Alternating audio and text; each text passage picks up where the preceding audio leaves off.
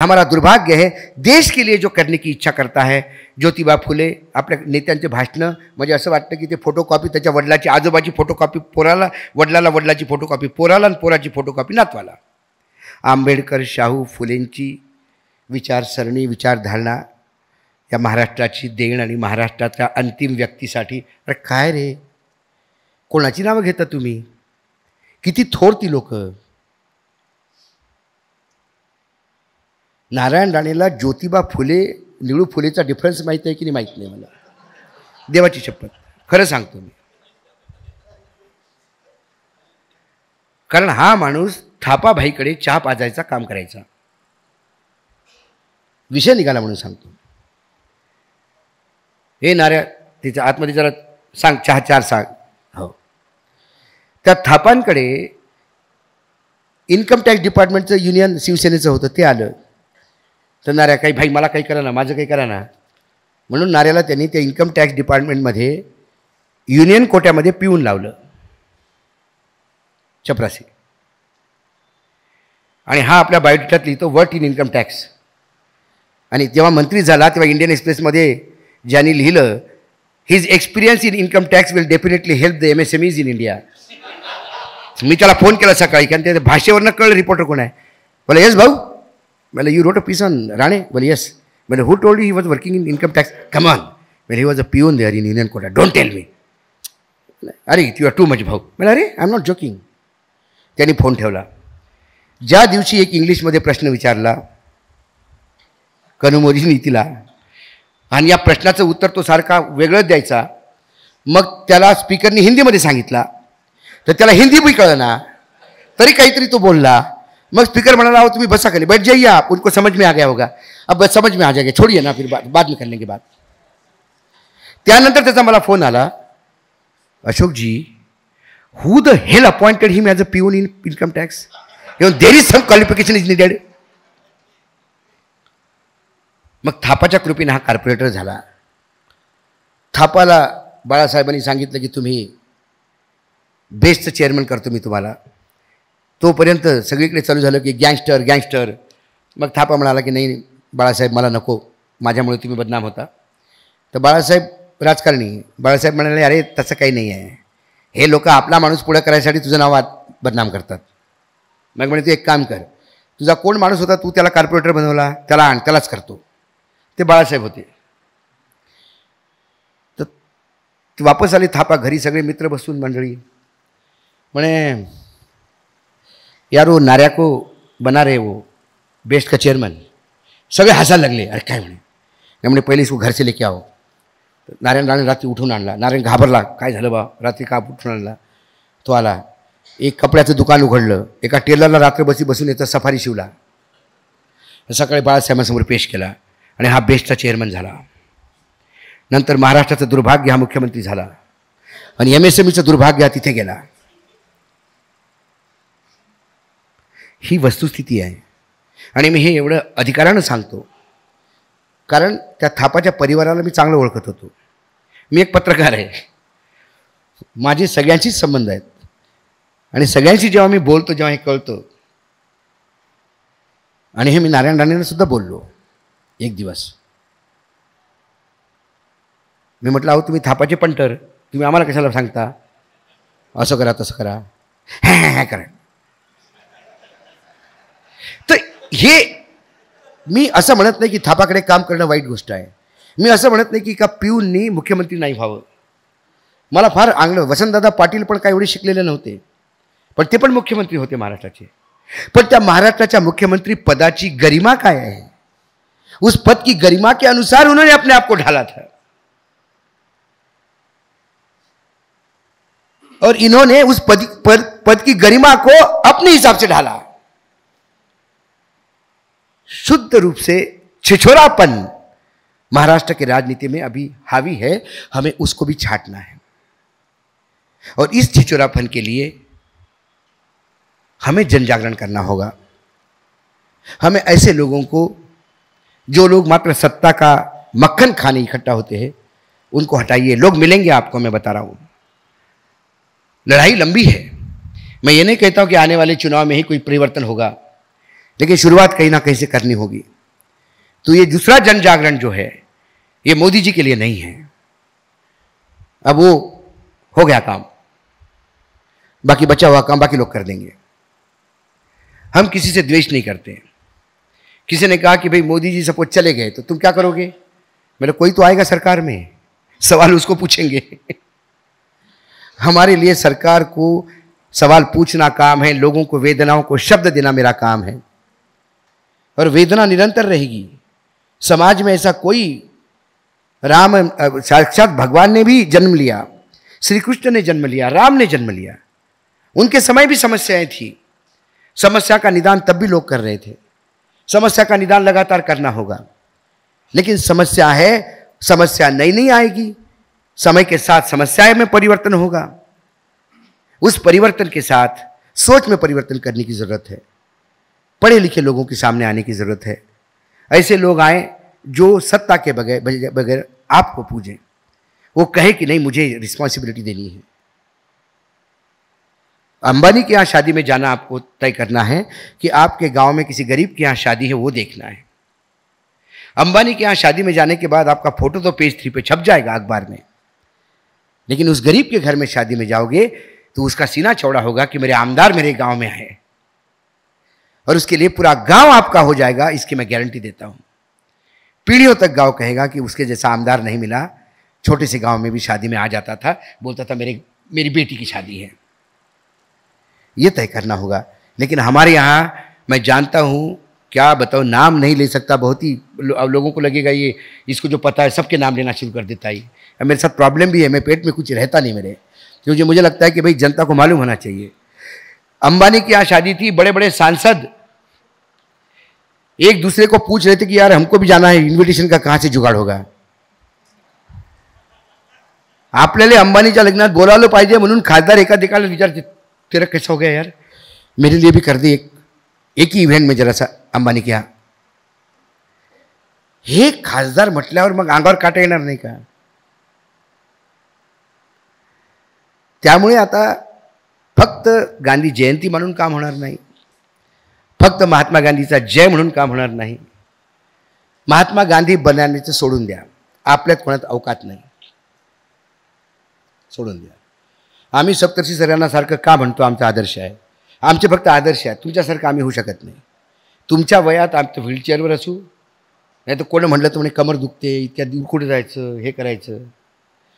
मैं इलाहाबाद में था तो मैंने ऐसी बात निकली तो सर का नाम लिया, सब 80 वाले थे वहाँ पे, 80+।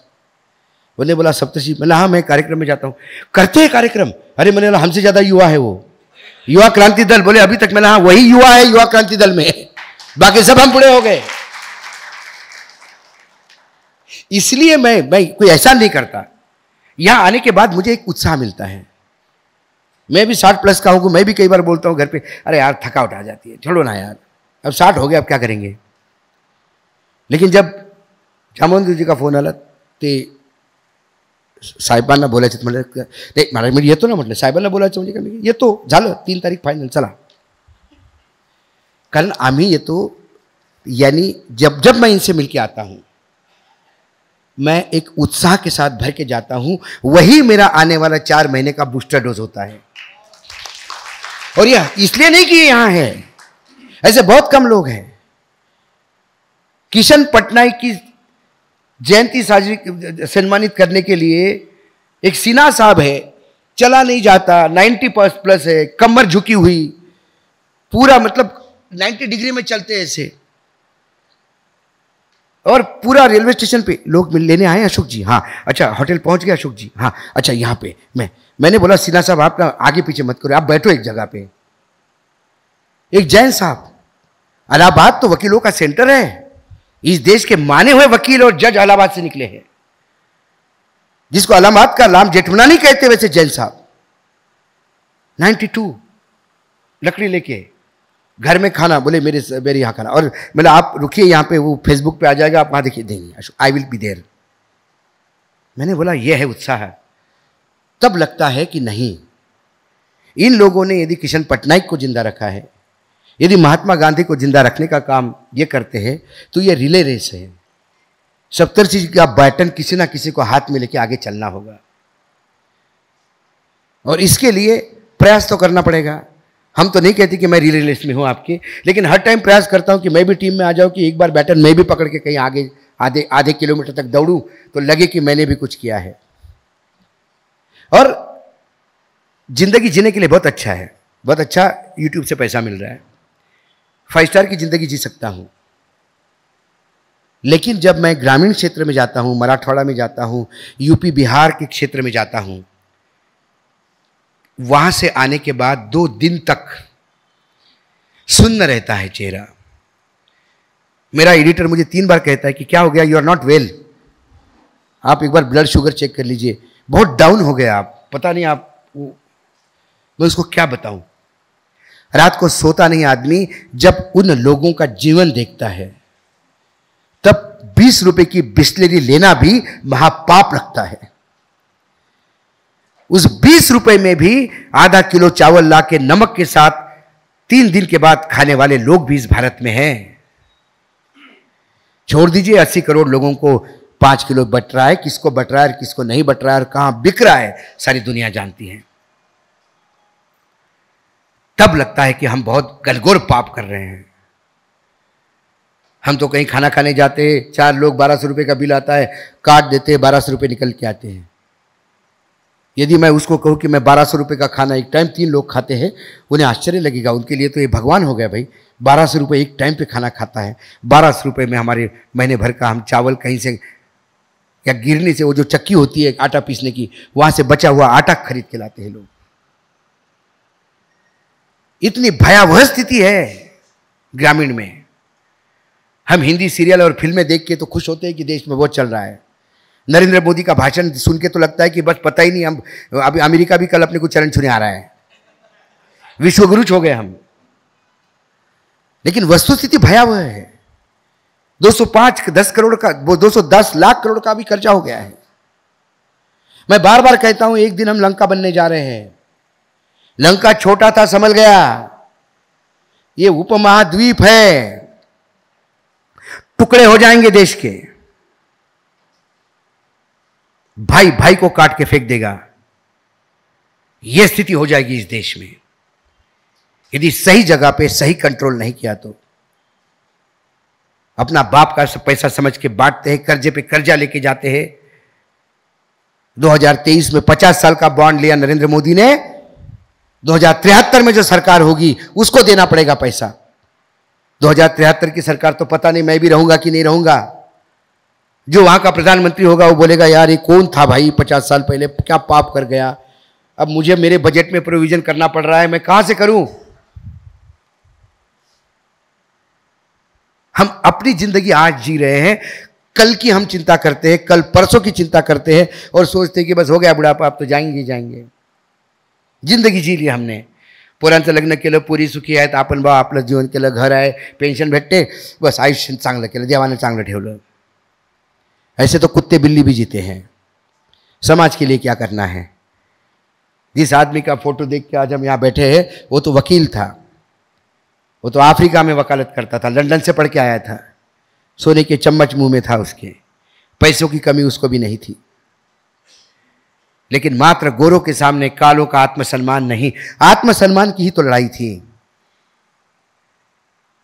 उनके आत्मसम्मान को क्या ठेस पहुंचती, थोड़ा ज्यादा पैसा खर्चा करते तो वो रेलवे का डब्बा रिजर्व कर लेते।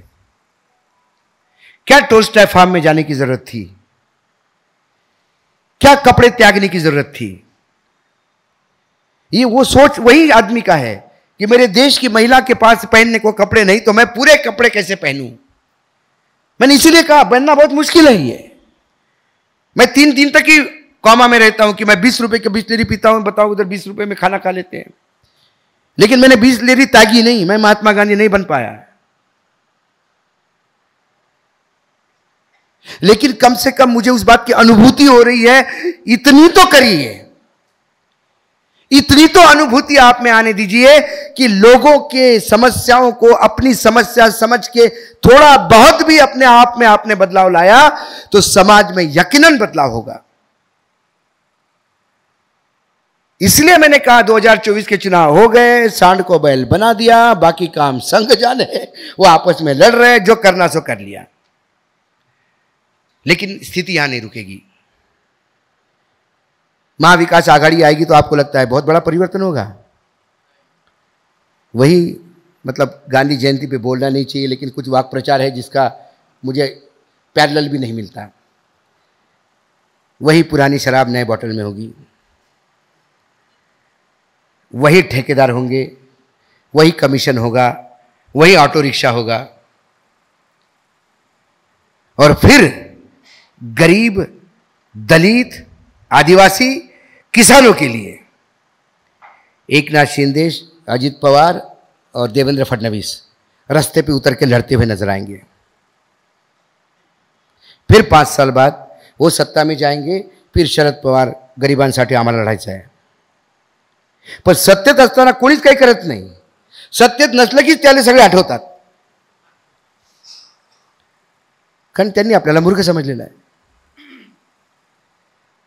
तो आज गांधी जयंती के उपलक्ष्य में मैं इतना ही कह रहा हूं कि जो 2024 में हुआ मेरे हिसाब से बेहतरीन हुआ। उसकी परिणति आपको आने वाले 6 महीने में पता पड़ जाएगी। 6 महीने में कोई भी आयोजन होगा, दिल्ली मुक्त होगी, वो मुक्त दिन हम फिर मनाएंगे यहाँ पे, और फिर नई लड़ाई शुरू होगी। क्योंकि मैं जितना भ्रमण कर रहा हूँ, जितना देश को समझने का प्रयास कर रहा हूँ, मुझे लगता है कि जीवन के अंतिम सांस तक ये जन जागरण का अभियान जारी रहना होगा, क्योंकि समस्या निरंतर है, रोज उग रही है और उसकी छटाई ज़रूरी है। उसके लिए जनमानस को तैयार करना होगा, आपको तैयार करना होगा। आप ही में से विधायक जाता है, आप में से सांसद जाता है, वही आपकी बात करेगा। यदि आप गलत लोगों को भेजोगे तो भुगतोगे आप, और आपकी वजह से देश भुगतेगा। आपने किया हुआ पाप आने वाली पीढ़ी को भोगना पड़ेगा। मैं हमेशा कहता हूँ कि पितृमोक्ष अभी खत्म हो गए, आज से नवरात्र शुरू हुई है, लेकिन श्राद्ध के टाइम पे आपके फोटो पे आपका पोता थाली की जगह जूता न मारे, इसकी व्यवस्था आपको करनी होगी। और ये होगा। आप इमेजिन करिए, आपका बंगला है, आपका ग्रैंडसन उसमें रह रहा है, और एक दिन बैंक वाले खड़े होकर कहे कि आपके दादाजी ने कर्जा लिया था, उसके 200 करोड़ रुपए हो, बंगला खाली करो। आपको लगता है आपका पोता आपके लिए अच्छे शब्द करेंगे? वो बोला नहीं, दादाजी ने किया तो क्या कहेंगे, हम तो छोड़ रहे घर। शिव्या देऊन बाहेर निघेल तो घरातनं। ती वेळ येऊ देऊ नका। आज गांधी सप्ताह आहे। बरेचसे असे शब्द मी बोललो जे गांधींच्या जीवनात आणि गांधींच्या फिलॉसॉफीमध्ये नाही राहत, पण काय करू, मला पण याच चिखलाने ग्रस्त केलेलं आहे। या चिखलात आपण जेवढं स्वच्छ करायला उतरतो, गटर साफ करने के लिए उतरना होगा, तो आपके ऊपर गटर के कीचड़ आएगा। तो थोड़ा बहुत कीचड़ मुझ पे भी लगा है।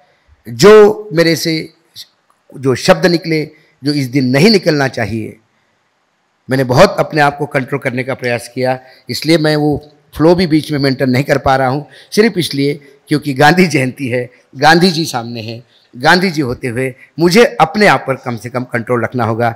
उसी कंट्रोल के साथ भी यदि कुछ मेरे मुंह से निकल गया होगा तो मैं आप सबकी माफ़ी मांगता हूँ। यदि मैंने कुछ अच्छा बोला होगा आपको लगता है तो कृपया साथ में लेके जाइए, आपस में बांटिए, और लगातार इस चलते हुए यज्ञ में सबकी आहुतियाँ चाहिए। थोड़ा बहुत समिधा आप भी डालिए, और समिधा यही है कि आपको पैसे नहीं देने हैं, आपको सामग्री समिधा मतलब यज्ञ पे मत जाइए सीधा कि कल से यज्ञ हवन करके समिधा बोला तो घर में रोज यज्ञ होने लगे, वो भी मत करिए। इसके समिधा का मतलब है अच्छे विचार बांटिए, लोगों को तैयार कीजिए। जहाँ कोई लोग अप्रचार करते हैं, कुप्रचार करते हैं, उनसे डरिए मत, उनसे डट का मुकाबला कीजिए। मुकाबला करेंगे तो भाग जाएंगे, और नहीं करेंगे तो वो व्याप्त हो जाएंगे। तो एक बार फिर से ग्रहण लगा है, ग्रहण बहुत तक छूट गया है, आंशिक ग्रहण बाकी है। तो उस ग्रहण के लिए भी फिर से एल्गार दे दान छोटे गिरान। अब चुनाव आ रहे हैं, फिर आपसे दान मांगने जा रहा हूं। इस राहु केतु के यहां से नष्ट करने का दान चाहिए।